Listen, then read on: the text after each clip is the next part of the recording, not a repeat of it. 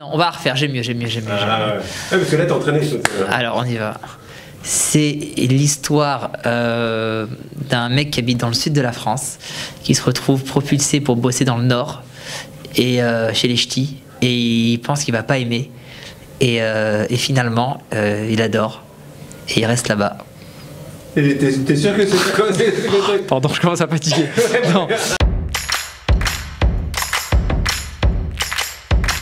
C'est un projet avec des enfants en difficulté. Et toi, tu dois les garder jusqu'à ce que je trouve ton remplaçant. Ok, je vais essayer. Non, t'essayes pas. Tu fais en sorte. Bonjour. D'habitude, les gens, comme ils répondent.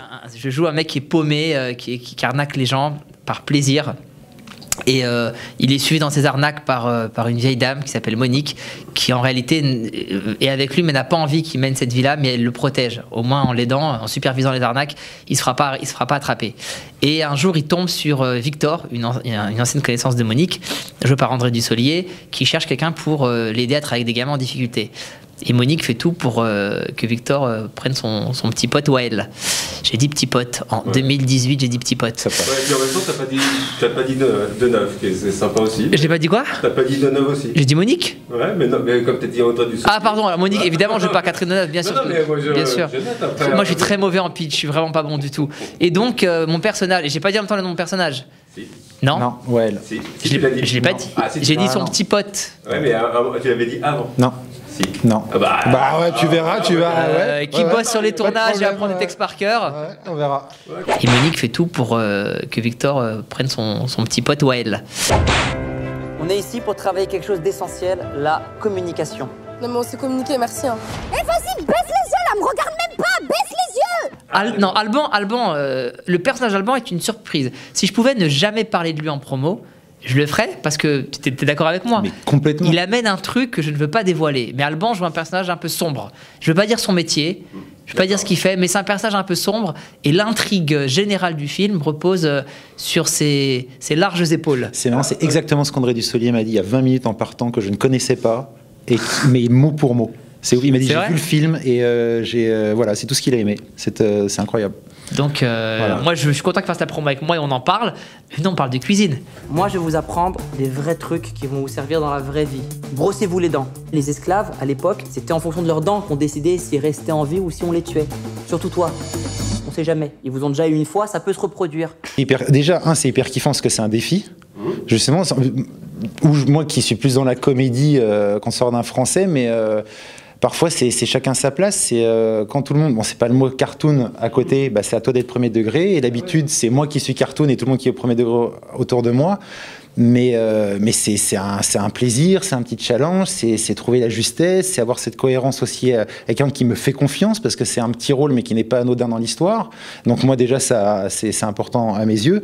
Et la meilleure anecdote que je veux dire pourquoi j'ai choisi ce film au-delà du scénario, même si tu le sais qu'après, c'est qu'en sortant du cinéma, les quelques personnes, ce que j'ai vu quand j'ai assisté au film à une avant-première à l'UGC Gobelin, et qui me connaissaient m'ont dit on t'a jamais vu sortir aussi heureux d'une projection. Et en fait ça veut tout dire, c'est que tu vois le film, tu fais le film est chambé, je suis dedans, je suis dans un film chambé. Qu'est-ce qui peut rendre plus heureux un comédien? Qu'il ait 3 scènes ou qui porte le film Faut que j'arrête de tenir le micro quand c'est moi qui parle. Quand tu parles, je suis comme je suis pire mec en teneur de micro. En fait, quand j'écris, je fais vraiment attention justement qu'il n'y ait pas de faire-valoir, qu'il n'y ait pas de passe-plat, pour que chacun ait son importance. Ah, ouais. Et tu prends par exemple même la comédienne Leïla qui joue la mère de Chana. Elle a, c'est même pas une scène, elle a un plan. Ouais. On s'avance vers elle, elle ne parle pas, il y a une musique. Et, mec, et tu vois, oui, magnifique. Tu prends Ingrid qui joue Monique jeune. Ouais. Ouais, génial, ben voilà, mais elle a 5 phrases dans le film. C'est une question de mentalité. Si tu leur donnes ce qu'il y a de mieux, ils voudront être ce qu'il y a de mieux. Tu sais, Monique, je te le dis pas assez, mais tout ce que ça fait pour moi, c'est pas quelque chose que j'oublie. Est-ce qu'on peut parler, ou ça te dérange de spoiler, toute la partie qui se passe pendant la guerre Ça dépend ce que tu veux dire. Bah, tu parles de l'intro du film ou un peu des flashbacks Skull? Tous les flashbacks, il y a une façon de filmer qui est vraiment différente. Et ça, on peut en parler. D'accord. Ça, on peut en parler. Le but, c'était vraiment, dès la première scène, de surprendre le public et de faire en sorte qu'ils se disent mais je me suis trompé de salle en fait. C'est pas le film que je suis venu voir. C'est une comédie là. C'est plus belle intro 2018. Oh, ça. Non, je m'emballais que je le dis. Ouais, de ouf. Merci. Que vraiment c'est. Je me suis trompé de film. C'est quoi? C'est un film syrien, libanais, irakien, iranien. C'est quoi? On est sur. Non, puis tu fais mec, je viens de rigoler. Là, pourquoi je me sens pas non. Et donc il y a plein de concepts dans cette scène. Et puis ensuite les autres scènes de flashback viennent. En gros, je te raconte 2 histoires. Et en te faisant oublier la première, et puis de temps en temps, je reviens jusqu'à ce que tu dises ah, t'y reviens parce que d'accord, je comprends mieux. Voilà. Et à la fin, ça s'emboîte. C'est une vraie volonté. Et effectivement, c'est un autre pays, c'est une autre couleur, c'est une autre manière de filmer, c'est d'autres acteurs, c'est une autre langue, et il y a des sous-titres. On peut pas faire plus différent que ces 2 films en fait. Franchement, le fait d'avoir choisi aussi de faire ça, c'est aussi pour mettre du cinéma dans une comédie, parce que dans une comédie, c'est moins évident de mettre des plans et des flairs et des trucs, on s'en fout en fait. Quand on veut rire. Et il faut qu'il y ait le moins d'interférences possible entre l'acteur qui dit la blague et toi qui la reçois.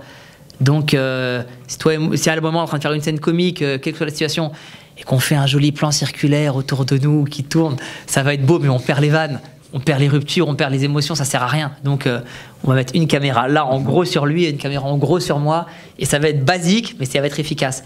Et le fait de pouvoir utiliser ces flashbacks, ça permet de faire d'autres choses. Et les 2 sont kiffants parce que c'est pas la même chose.